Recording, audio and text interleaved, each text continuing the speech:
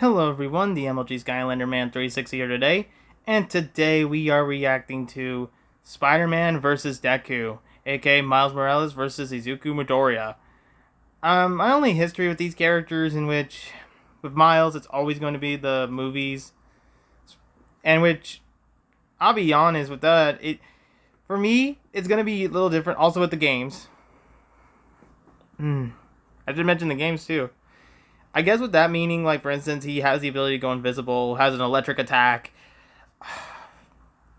See, the only thing that really gets me with this fight is, like, I don't know if they're going to hold back. Because Miles was taught by Peter Parker how to be Spider-Man, and it really gets me where he also as a character grows, but I don't physically know if that's the Spider-Man that they're going to be using here. Because, and again, I don't know, this might be the alternate universe of Spider-Man. As I said, I do not know what they're going to use here. And with Deku, I'm only aware of the fact that he has All for One, and the fact that he can use all the quirks from All for One from generation.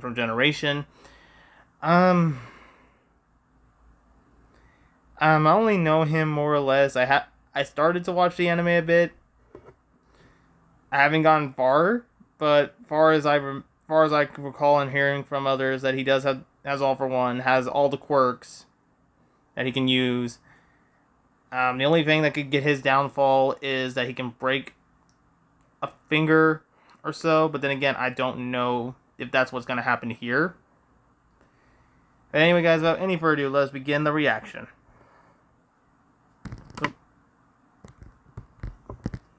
Oh my gosh, I thought I took those off. Oh my gosh, I thought I...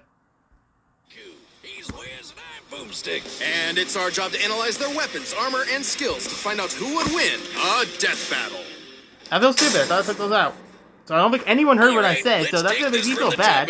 This is Peter Parker. He was bitten by a radioactive spider, and for who knows how long, he's been the one and only Spider-Man. A friendly neighbor to all of New York City. In a universe filled with super soldiers, hulking green Goliaths, and world-shattering gods, Spider-Man is there to look out for the little guy. But in a multiverse of infinite possibilities, that doesn't always last forever. Like in Universe 1610, when NYC's webhead got iced on the job. The city was left without its protector. But fortunately, they're using the movie. Peter wasn't the only one who got bit. Enter Miles Morales, a young teen from Brooklyn just trying to figure out his place in the world.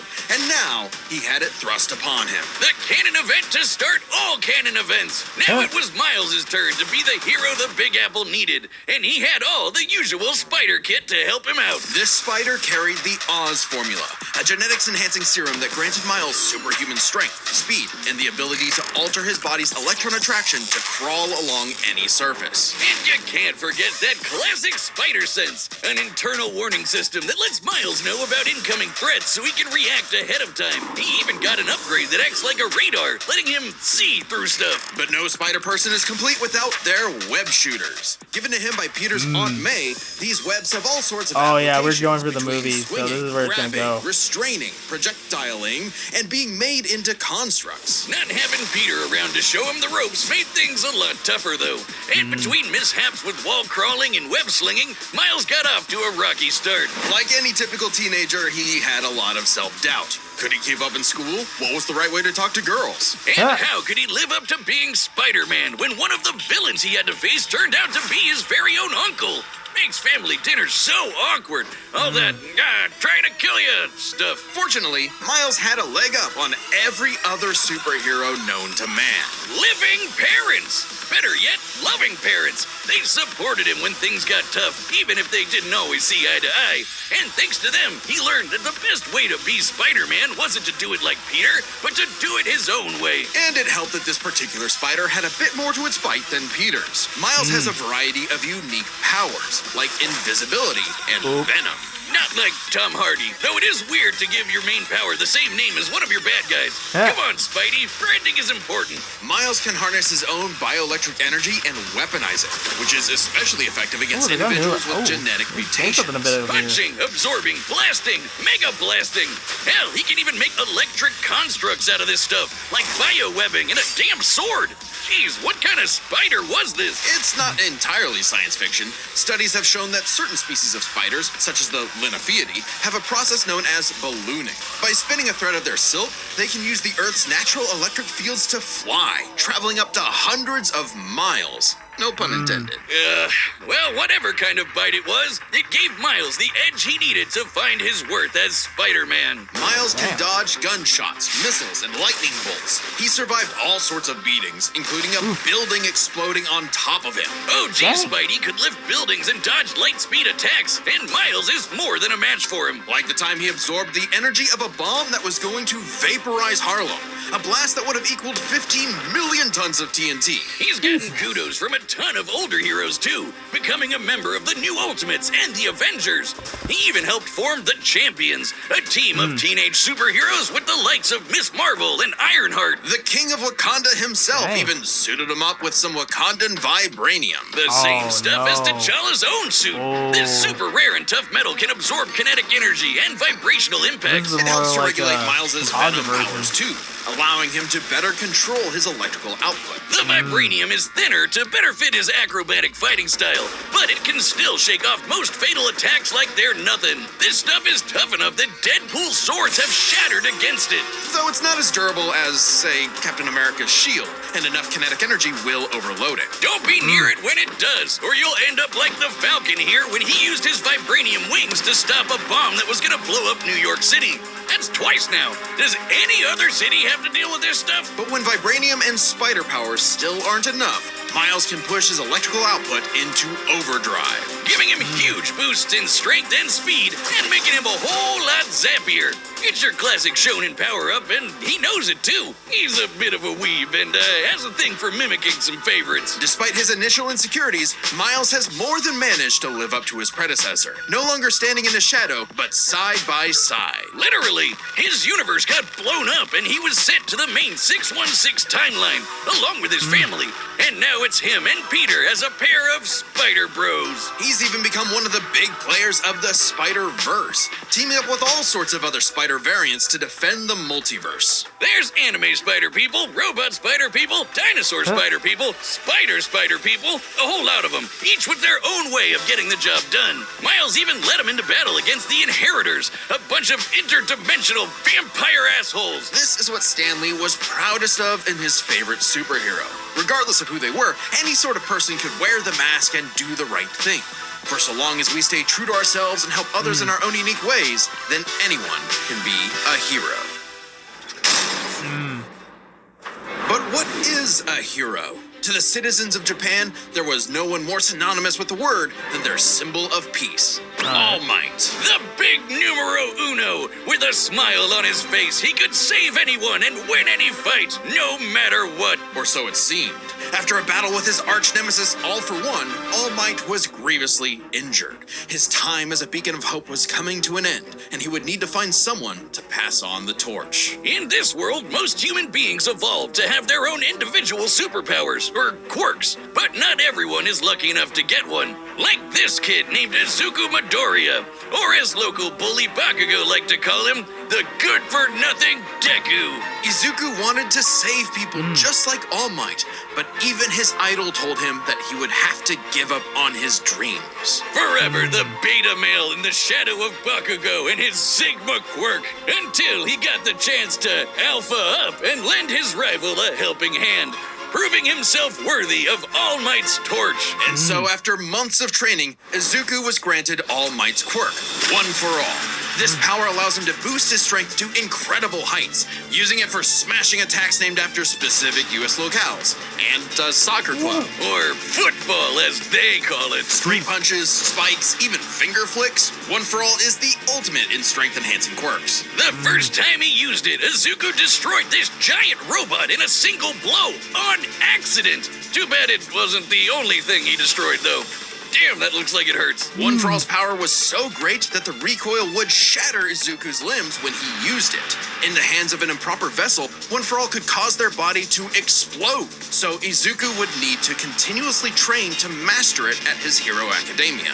Say that again. UA High. Here he'd be inspired by girly pop Uraraka to turn his zero name into his hero name, becoming the Deku who always does his best. Something that he may have taken too far. When it came to saving people, Do Your Best here had a bad habit of putting others way before himself. Sure, everyone else was okay, but he'd be good for nothing all over again if he got himself paralyzed. So to cut down on his hospital bill, he developed full cowling.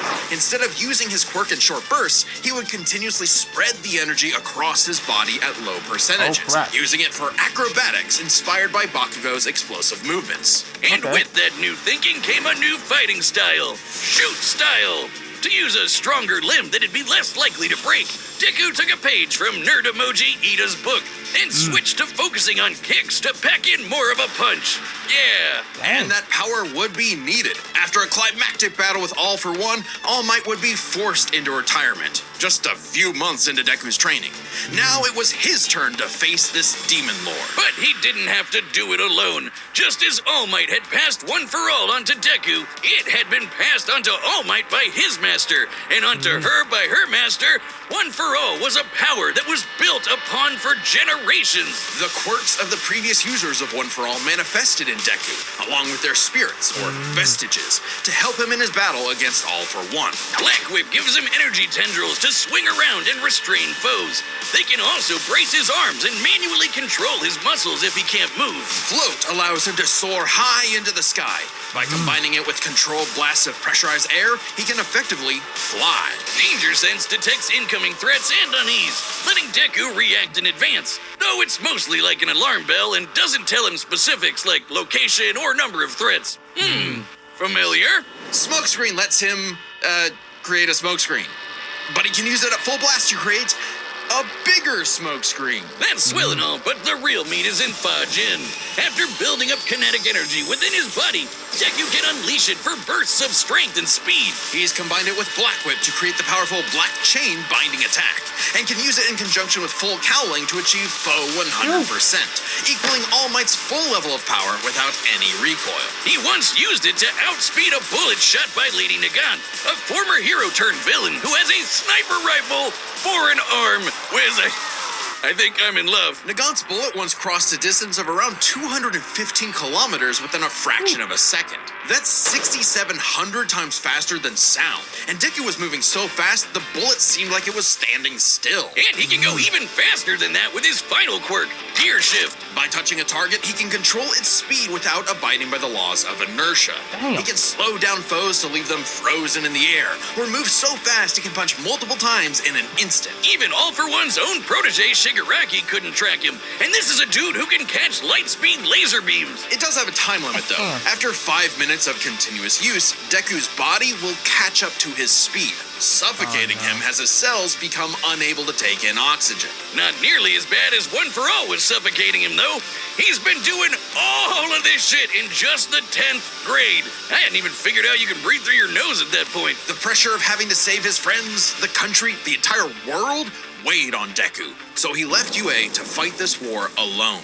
But alone was never where Deku fought best. Having come from nothing, his admiration for his peers gave him strength, just as they admired his strength and desire to help others. Even Bakugo came around to him. So when it came time to finally put that demon lord back in hell, his classmates, teachers, mom, friends, enemy, and everyone else supported and cheered him on. Because that was the greatest threat to All For One's reign all along. Not All Might, not Deku, not even One For All itself. Just people helping each other out. And with their help, Deku defeated All For One once and for all, blowing a hole in this huge storm and parting the skies for a brighter future. Though he did lose his quirk and have to retire from hero work, getting a regular 9 to 5 as a teacher, passing on his knowledge to the next generation, just like every user of One For All before him. Some might say he peaked in high school, if not for the sick new armor he eventually got to go back to kicking butt. He even made it all the way back near the top of the rankings. All with the help of his friends. For so long as we keep reaching out our hands to help those in need, everyone can be a hero. Hello, it's me, Store-Bought Benjamin. I know what you're asking. Benjamin, what are you wearing? Dummy thick. Yes, that's our mechanical menace Mecha Goose pulling down the trunks of poor Dummy. Our new summer line of merch is available now on Death Battle. See, that's becoming hard for me because now it's like I feel like Deku has this for a reason, but there's something with Miles though, and that's gonna be hard because of the danger sense and the spider sense, and I think it's just the gear shift that might get me. I don't know. Get your cheeks at www.deathbattle.gg.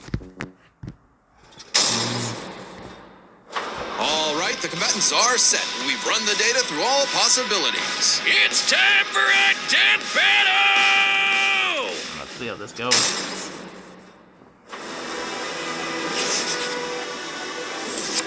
Comet.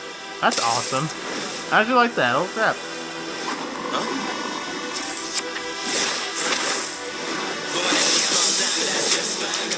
Yo! You're more man and less spider than usual. Whoa, I was looking for you. Care to show me what you can do? All right, new guy. First lesson, don't watch the mouth. Watch the hands. Now watch mine!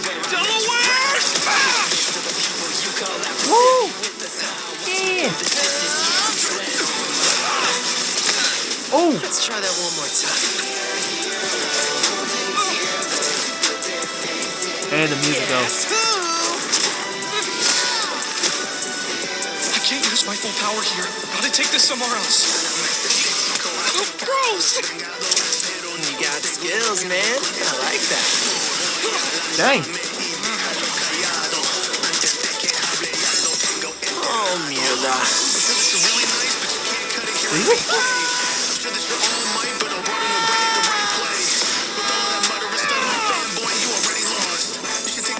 I moved us to an abandoned part of the city so we can go all out!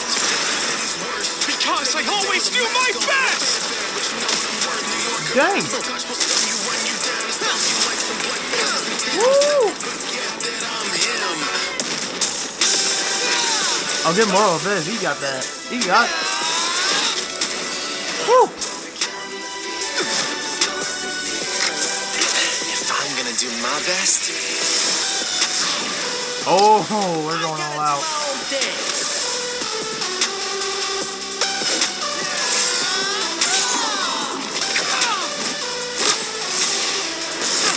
Dang. Sarah was right. Your quirk is amazing. Amazing is my buddy. They call me the ultimate Spider-Man. His suit has shock absorption, not nullification. So, it's got a limit.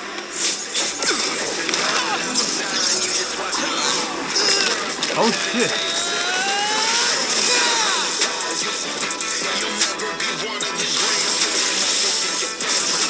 Shit. It's like 3D and hands on together. God damn. Go beyond!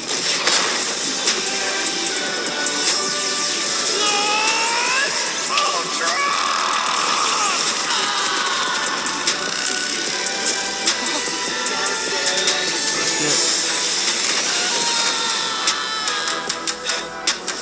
Damn.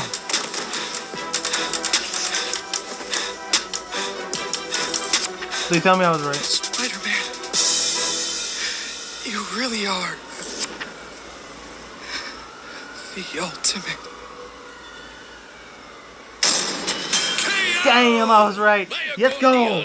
Run your hoven. Let's start by talking about their superpowers, which matched up quite evenly. Unsurprisingly, given the not-so-subtle inspiration for Deku's quirks, though they did have some edges over the other. The spider sense gave Miles more insight on his surroundings and threats than danger sense, which has been worked around before. This meant Miles's invisibility was harder for danger sense to detect when he wasn't attacking, while the spider sense's radar system allowed him to find Deku in a smokescreen. But Izuku's other quirks granted him advantages of his own. Float was a lot more mobile than Webs, and Fajin gave a bigger boost in strength than Venom did. Since both had some advantages and disadvantages, we're gonna call superpowers a tie. Next up, speed. Scaling to Peter, Miles could dodge light speed attacks, which actually outpaced Izuku moving faster than that sniper bullet. Fortunately for Deku, though, that wasn't his best. Thanks to Gear Shift, Deku could speed himself up to match Miles the same way he did to the light-catching Shigaraki. Even worse for Spidey, one touch from Gear Shift could freeze him in place and make dodging totally impossible.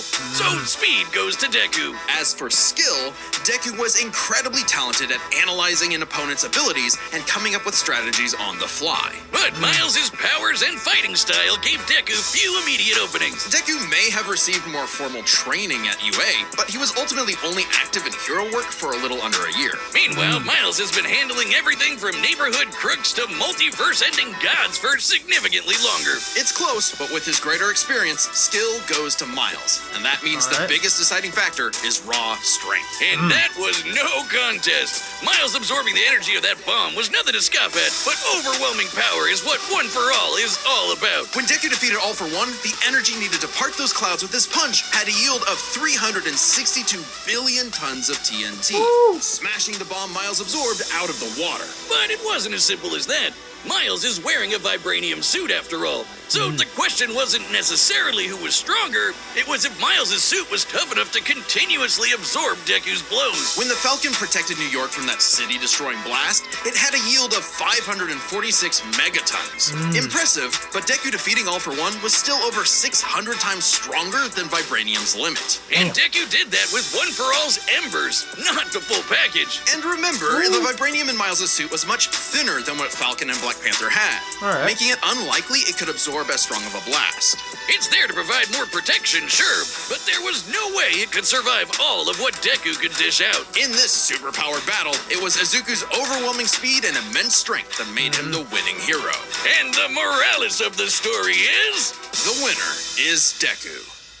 Next time on Death Battle.